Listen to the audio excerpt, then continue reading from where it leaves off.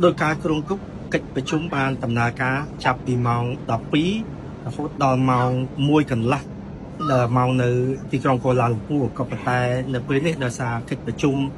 មានភាពដូចជាតឹងតែងនឹងការជជែកពិភាក្សាបន្ថែមដូច្នេះត្រូវបន្ថែមរយៈពេលប្រហែលជា1 ម៉ោងទៀតនៅក្នុងពេលដែលកិច្ចពិភាក្សាកំពុងតែដំណើរការបានប្រហែលជាជិត1 ម៉ោងអ្នកនាំពាក្យក្រសួងការបរទេសរបស់ថៃនឹងក៏បានចេញមកខាងក្រៅដើម្បីរាយការណ៍ជាបឋមផ្ដល់ព័ត៌មានដល់អ្នកសារព័ត៌មានរបស់ថៃដែលក្នុងនោះអ្នកសារព័ត៌មានថៃបានទទួល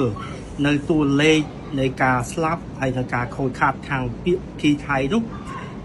បានបញ្ជាក់ថាចាប់តាំងពីថ្ងៃទី7 ខែ 12 ឆ្នាំ 2025 រហូតដល់ពេលនេះមានទាហានថៃចំនួន21 នាក់បានស្លាប់ហើយមានជនស៊ីវិល33 នាក់ផ្សេងទៀតក៏បានស្លាប់ដែរដោយឡែកសម្រាប់កាលពីប៉ះទង្គិចលើកដំបូងកាលពីខែ 7 ខែកក្កដានោះមានទាហានថៃចំនួន15 នាក់បានស្លាប់បាត់បង់ជីវិតហើយសម្រាប់លើកទី 2 នេះ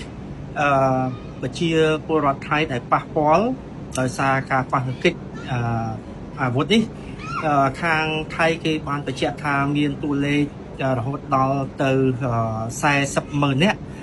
ដែលត្រូវជំនះចេញពីខេត្តបណ្ដាខេត្តនានាចំនួន 7